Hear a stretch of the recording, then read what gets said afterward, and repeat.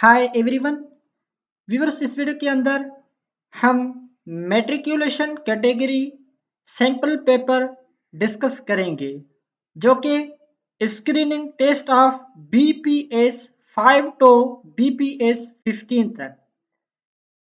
इस वीडियो के अंदर मैं कंप्लीट सैंपल पेपर डिस्कस करूंगा।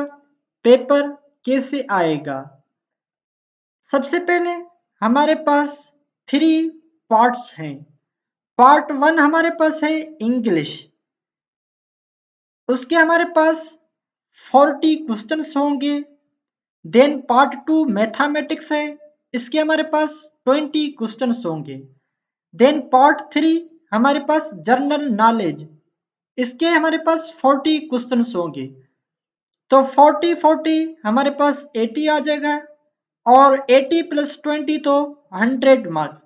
तो हमारे पास जो पेपर आ जाएगा वो 100 मार्क्स का होगा।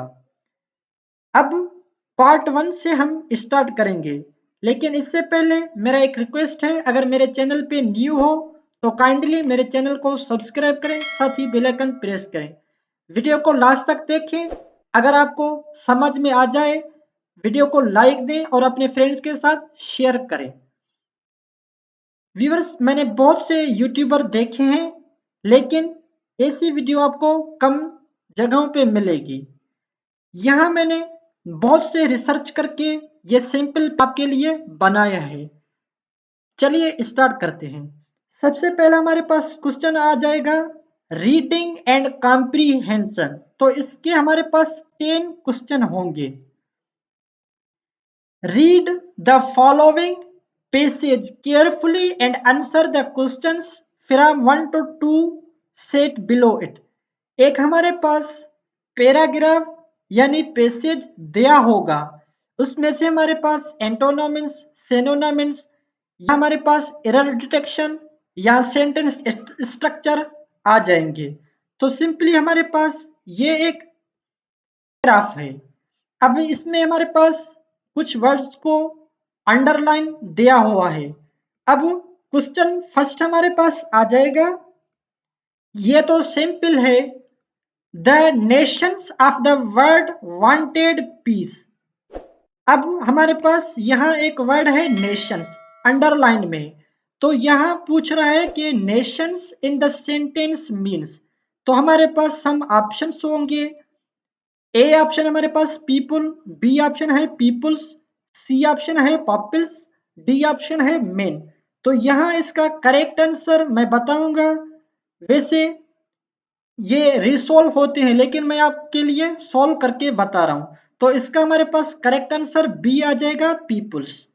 व्यूअर्स, अगर इस टॉपिक के रिलेटेड कोई क्वेश्चन होगा तो आप कमेंट सेक्शन में पूछ सकते हैं। दूसरा हमारे पास क्वेश्चन है with these objectives in mind. Objectives in the text means. तो ऑब्जेक्टिव हमारे पास एक वर्ड है, तो इसका हमारे पास सिनोनिम्स क्या आ जाएगा। ए ऑप्शन है हमारे पास थॉट्स, बी ऑप्शन है हमारे पास गोल्स, सी ऑप्शन है आइडियाज, डी ऑप्शन है एम्स। तो इसका हमारे पास करेक्ट आंसर है एम्स। देन हमारे पास दूसरा क्वेश्चन ऐसे आ सकता है, meaning of synonyms and antonyms are based on their contextual meanings। तो हमारे पास 5 क्वेश्चन सिनोनिम्स के आएंगे, 5 एंटोनिम्स के। यहाँ हमारे पास एक पैराग्राफ था, उसमें हमारे पास एक वर्ड आ रहा है, ये हमारे पास एक सेंटेंस है, the problem requires urgent attention. तो यहाँ हमारे पास अर्जेंट को अंडरलाइन दिया हुआ है, तो अर्जेंट का हमारे पास सिनोनिम्स क्या आएगा। ए ऑप्शन हमारे पास प्रेसिंग, बी ऑप्शन है इंपॉर्टेंट, सी ऑप्शन है क्लोज, डी ऑप्शन है मच। तो इसका हमारे पास करेक्ट आंसर आ जाएगा प्रेसिंग। उसके बाद एंटोनिम्स हमारे पास 5 आ जाएंगे question. Money is not essential to happiness.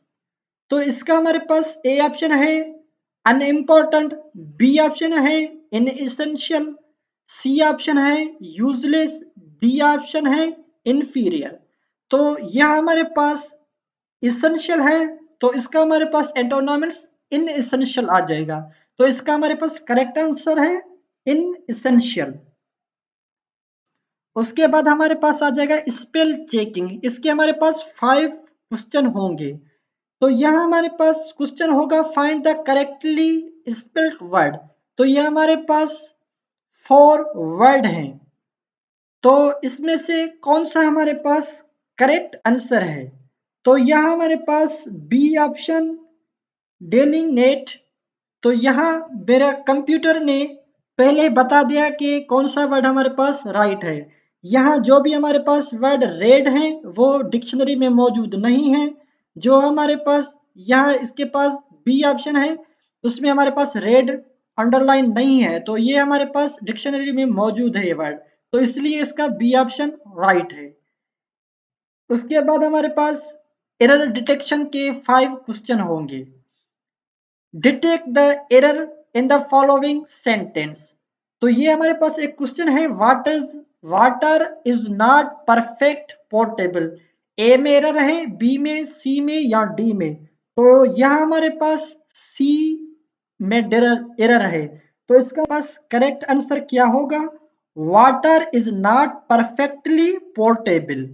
उसके बाद हमारे पास 5 क्वेश्चन होंगे प्रीपोजिशंस के।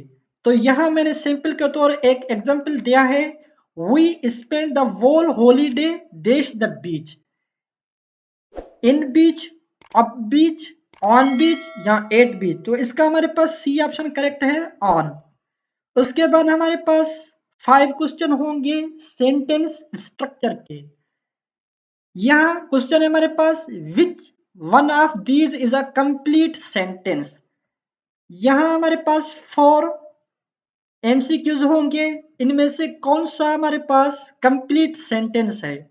ए ऑप्शन है स्टॉप, बी ऑप्शन है my bag not there, C option है अबाउट 50 पाउंड्स, डी ऑप्शन है व्हाई डोंट यू। तो मेरे पास यहाँ करेक्ट आंसर है स्टॉप। उसके बाद पार्ट 2 मैथमेटिक्स के क्वेश्चन होंगे।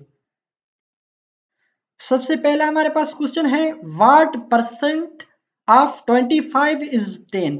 तो इसका हमारे पास करेक्ट आंसर 40 आ जाएगा।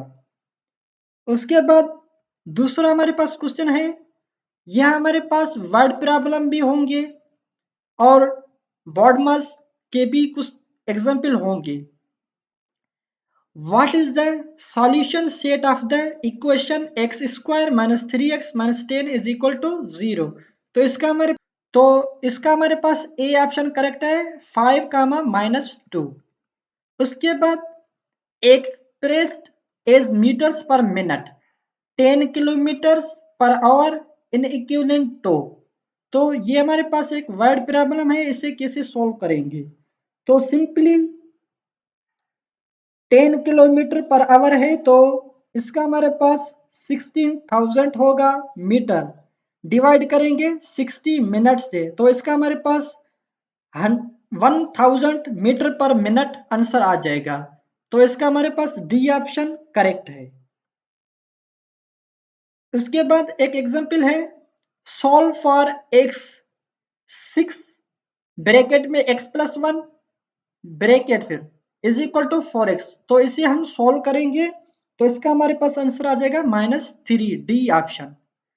उसके बाद पार्ट 3 है जर्नल नॉलेज। करंट अफेयर्स के हमारे पास 15 क्वेश्चन होंगे। एक एग्जांपल है यहाँ हमारे पास,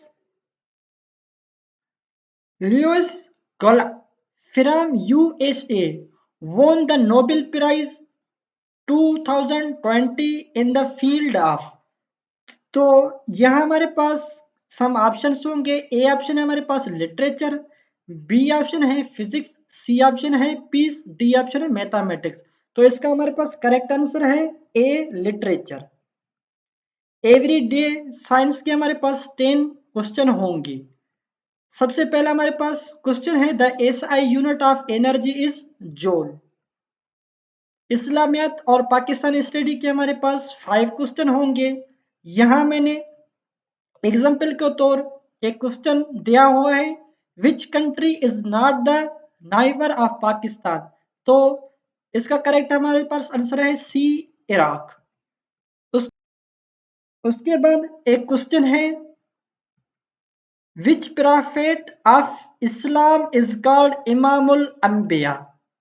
ये बहुत इंपॉर्टेंट क्वेश्चन है। ए ऑप्शन है हमारे पास हजरत आदम अलैहिस्सलाम, बी ऑप्शन है हजरत नूह अलैहिस्सलाम, सी ऑप्शन है हमारे पास हजरत इब्राहिम अलैहिस्सलाम, डी ऑप्शन हमारे पास है हजरत मोहम्मद मुस्तफ़ा सल्लल्लाहु अलैहि वसल्लम। तो यहाँ हमारे पास करेक्ट आंसर है सी, हजरत इब्राहिम अलैहिस्सलाम। अब इसके बारे में थोड़ा सा मैं डिटेल में वजाहत करूंगा। इमामुल अंबिया का मतलब होता है पैगंबरों का इमाम, लीडर ऑफ द प्रॉफिट्स। हजरत इब्राहिम अलैहिस्सलाम को इमामुल अंबिया क्यों कहा जाता है? कुरान में सूरह अल बकरा दूसरे पारे में 124 आयत है में अल्लाह ने फरमाया है, and mention when Ibrahim was tried by his Lord with commands and he fulfilled them. Allah said, indeed, I will make you a leader, imam for the people. यहाँ अल्लाह ने हजरत इब्राहिम अलैहिस्सलाम को इमाम का दर्जा दिया, जिसे सब पैगंबरों का लीडर माना जाया। हजरत इब्राहिम अलैहिस्सलाम के दो बेटों से दो बड़ी नबूवत की सिलसिला चली। हजरत इसाक अलैहिस्सलाम बनी इसराइल के पैगंबरों, हजरत दाऊद अलैहिस्सलाम, हजरत ईसा अलैहिस्सलाम। उसके बाद हजरत इस्माइल अलैहिस्सलाम, आखिरी नबी हजरत मोहम्मद मुस्तफ़ा सल्लल्लाहु अलैहि वसल्लम तक। तो क्या हजरत मोहम्मद मुस्तफ़ा सल्लल्लाहु अलैहि वसल्लम इमामुल अंबिया नहीं है?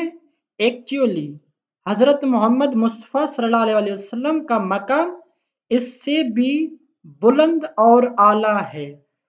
कुरान और हदीस के रोशनी में उनका मकाम खातमुन नबीयीन, सब पैगंबरों का आखिरी और मुकम्मिल पैगंबर, सूरत आजाद में यह जिक्र हुआ है। सैयदुल अंबिया, पैगंबरों के सरदार, इमाम, सब रसूलों के लीडर। तो इस बात से जाहिर है कि नबी करीम सल्लल्लाहु अलैहि वसल्लम का मकाम बहुत आला है। लेकिन यहाँ हमारे पास इमामुल अंबिया का जिक्र हुआ है, वो हजरत इब्राहिम अलैहिस्सलाम के बारे में है। उसके बाद हमारे पास कंप्यूटर के 10 क्वेश्चन होंगे। तो यहाँ सैंपल के तौर बहुत इंटरेस्टेड क्वेश्चन है, लैंडस्केप इज अ। ये हमारे पास ए ऑप्शन है फंट स्टाइल, बी ऑप्शन है पेज ओरिएंटेशन, सी ऑप्शन है पेपर साइज, डी ऑप्शन है पेज लेआउट। तो इसका हमारे पास करेक्ट आंसर है page orientation, B option right है। व्यूअर्स, इस टॉपिक के रिलेटेड कोई भी क्वेश्चन हो तो आप कमेंट में पूछिए। Thanks for watching.